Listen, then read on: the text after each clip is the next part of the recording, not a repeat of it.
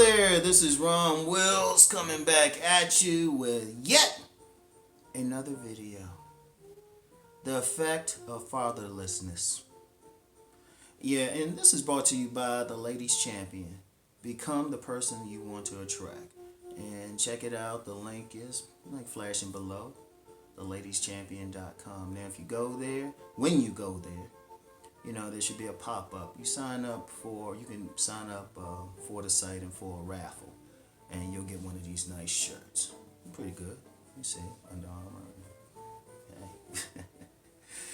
Anyway, the effect of fatherlessness. You know what? That's a very important thing, especially coming on the heels of my last video, right? Because one big problem, even though, especially in the black community, but really in more than people realize in some other communities as well, many men are growing up without fathers. Now, the ones who do, that's a great thing. And when I say fathers, of course they got a sperm donor, but someone being a real father to them, being a daddy to them, right? Because what's happened is, I think one of the problems we have with, we have this whole thing about dudes teaching game. Ultimately, they should have learned it from their fathers or their uncles. One of the things, my parents divorced when they were younger, when I was a baby, right? So I didn't really grow up with my own father, but I had plenty of father figures. And I actually discussed this in another video. I had plenty of guys, and I had different things, everything from dudes like Ghost to dudes like Cliff Huxtable, right? So I had plenty of surrogate fathers, and it really influenced me. There's a lot of men out here who don't have that. Now, in my previous video, I say I'm out here. I'm out here. I counsel a lot of thugs. And I've actually had some straight to the game thugs more than one time actually tear up because I told them some shit that their father didn't teach them. They say, they be like, ain't no man around going to tell me those things. Right? Look, man. It's a powerful thing. It's a powerful thing. And that's one of the things I would say, for any man, even if you have trouble with the mother of your children, you find a way. You find a way. I mean, I've known one dude, he stayed in the house with a woman he couldn't really stay in just to be there for his daughter if she ever woke up in the night crying or something. And I've known other men, they would move around for whatever they need. Now, me and my co-parent, we're real cool. And I've had a lot of people, I'm gonna put this out there. Because I've had some people say, well, you talk about money and all that, but you live in an apartment and all that. No, I live near my sons. And I have to be prepared if there's any type of movement to move at a moment's notice. I can't be stuck anywhere, at least until they are adults. Then I'll probably get more settled then. Because the most important thing is the sons. See, a lot of men, reason why they need to pay for game, why they need counseling, why they doing something, they didn't have that guidance. See, I'm going to tell you the truth, I'm going to put it on everybody. I ain't going to say just the fathers ain't being there, because it's the mothers too. You get some women who feel like, hey, I can be mother and father. It's like, no, you can't. For someone to grow up as a normal person, they need that male energy and they need that female energy. That's women too. Women, hey, the effect of fatherlessness affects women as well. Because many women have trouble with men because they don't know how a man responds to stuff. They didn't have a father growing up and they don't know how to really interact with a man. Streetwise we call it daddy issues, but it's a real thing. It's a real thing. See, you understand, the family, that's a technology right there. It really is. It's a technology. And even if you got people now, they talking about being polyamorous and doing all this stuff. If you have kids, both parents need to be there. They don't have to be married. But they need to have that equal thing. It helps if they married or at least in the same household, but they have to have that equal energy. In fact, with all this like child support and all of that, really it should unless one of the parents proves to be dangerous, it should automatically be joint custody, automatically. Because one thing, this society has a bias thinking the women can raise the child better or something, and No, that child still needs that father. That, the boys needed to show him how to be a man going through the world. That's the thing, and how to handle stuff, how to face stuff. How to be a warrior, how to think. You know, how to be a provider, how to hunt, and really even how to interact with a woman. Even then, because even now, my sons, when they out and about with me, and I'm gonna be straight up, they see me interacting with some women.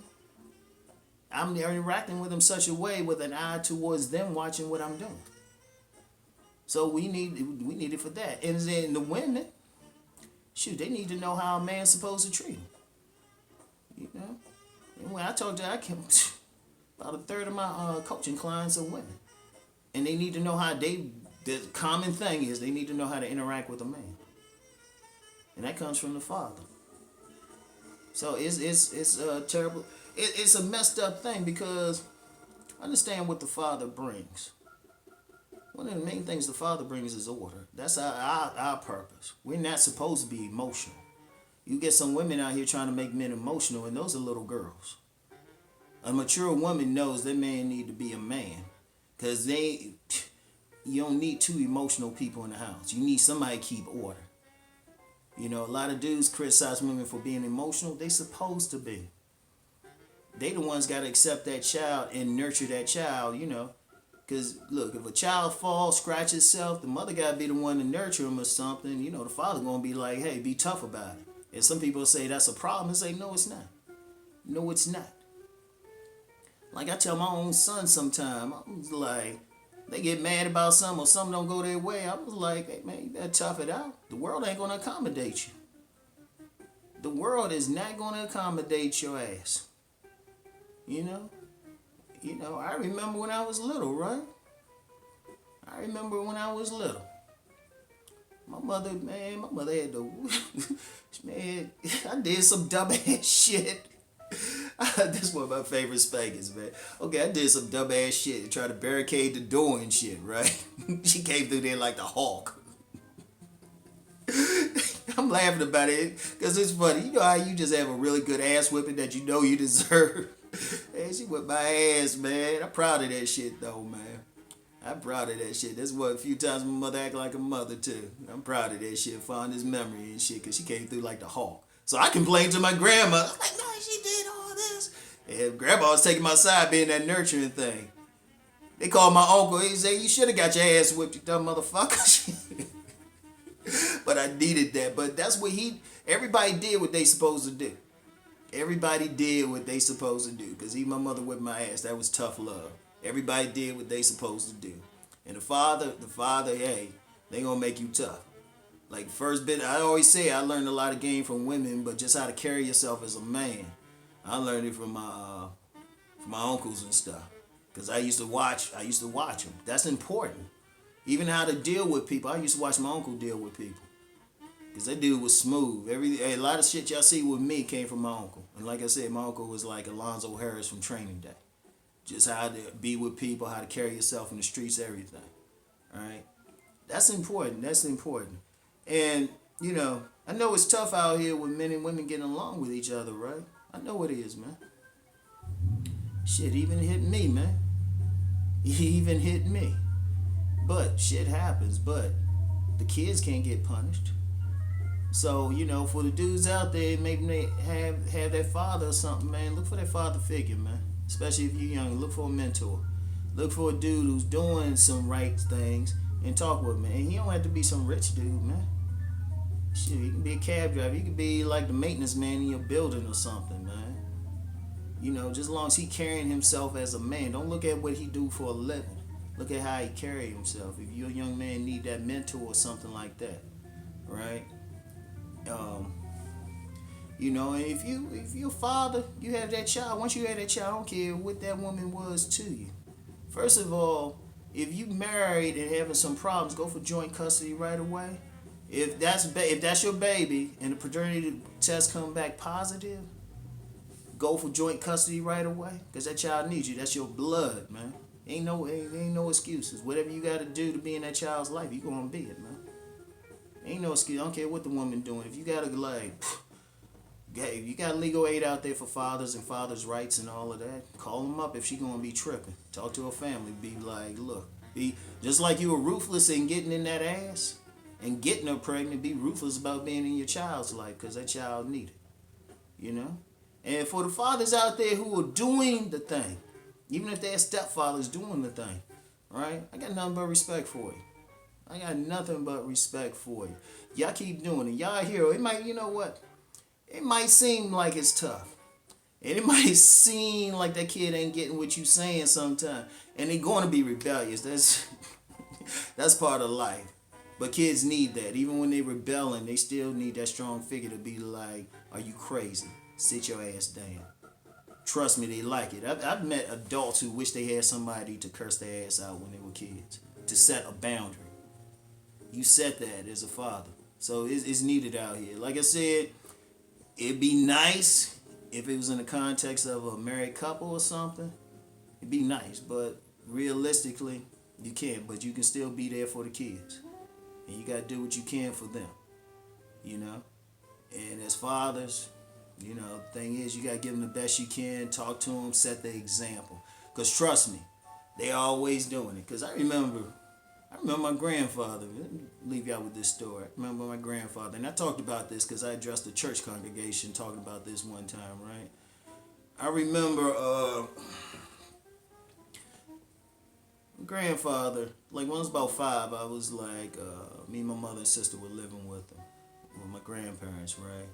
And he'd be in the bedroom, right? He was a security guard at the Pentagon, right? And he'd be getting his uniform on. And I didn't know he was a security guard at the time. I thought he was a cop. But whatever the case, he would sit there and he would smooth out the crease in his pants, be real quiet, wouldn't say anything to me. And I'd just sit there and follow him. I would just sit there and follow him and follow what he's doing, right? Just sit there, right? And then, you know, come out. He wouldn't say anything to me now. He just looked straight ahead serious because he knew I was watching him though, right?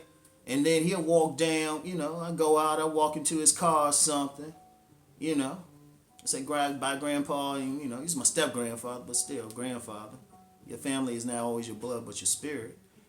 All right, and, you know, it's cool. And then I noticed, I peeked some years later because I thought about it, right? You know, when I ironed clothes, I was the same way with the crease. I used to crease the fuck out of some pants. But you learn that. You learn that. So, you know what? We need that in life. We need that. You know? And like I said, if you become a father, I don't care what the issue is with that woman. You there. You there. There's no excuses. You got to move. And you got to be there for your kids. You got to change jobs and whatever. You there for the kids. Because like people who hit me up on coaching, right? They be like trying to get me on weekends and stuff, and I be like, nah, man, I'm with my kids. I got certain hours blocked out. And like I said, with the whole joint custody thing, I actually see my kids, my son's like 6 out of 7 days a week, and could be 7. I mean, the co-parent, it's whatever issues we had, you know, it's all about them. It could be 7 if I really wanted to. So, anyway. That's it for today, y'all. Just hear what I'm saying. Peace and blessings.